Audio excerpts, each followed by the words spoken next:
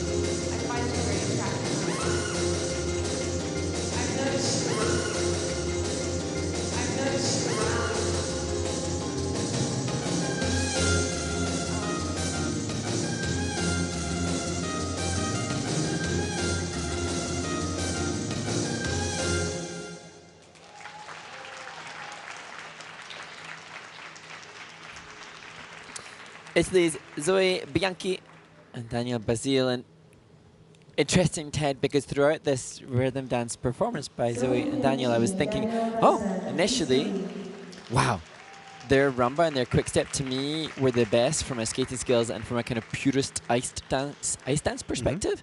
But then latterly, when it came to the twizzles and the rotation lift, I thought those were weaker elements, and the program composition was not as elaborate as that of the Americans that lead thus far. But that's their new partnership. What I do appreciate is their compulsory dancing. Yeah, and I'm not sure if this was as, not that it matters, as quite as strong as Baku. They really were so impressive in Baku.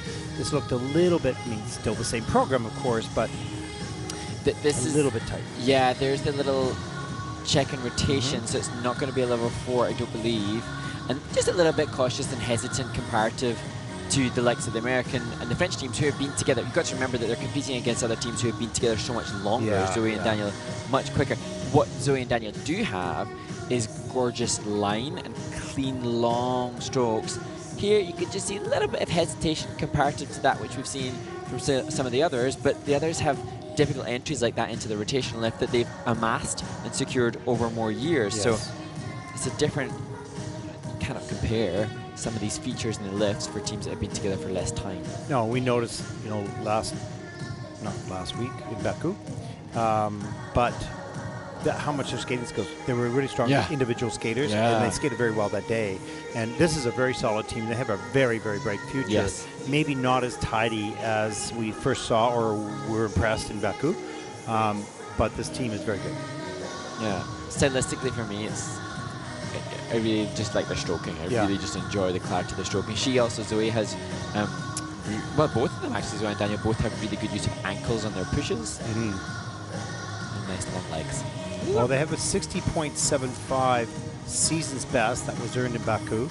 So we'll see whether their score reflects what we think is an excellent team, but maybe a little less presented here. And, you know, early in their partnership, they only have that as a benchmark, so their score now is going to be referenced based on what they have had on their first Junior Grand Prix, but the score's still going to be good. Oh, even if it falls short. No, they're a good team. Yeah. I mean, we're being super, you know, analytical and picky here with small details, but they were that impressive in Baku. They were really, really strong. Walter Rizzo, we were chatting to him. What a character. Yeah. He was just remarking, though, that how well behaved you were here with your wife in attendance. What a good husband you have been. He said he is the same as well, but his wife wasn't around. So yeah. And Brunilde Bianchi, part of the coaching staff for Zoe and Daniel. Let's take a look at the rhythm dance score for Zoe and Daniel. And I think they sense that was not as easy as a dance for them. It's a 56.64, so that puts them into third place here. That is 4 points, 4 points out of what their top score was in Baku. So that sort of validates a little bit of what our feeling was there.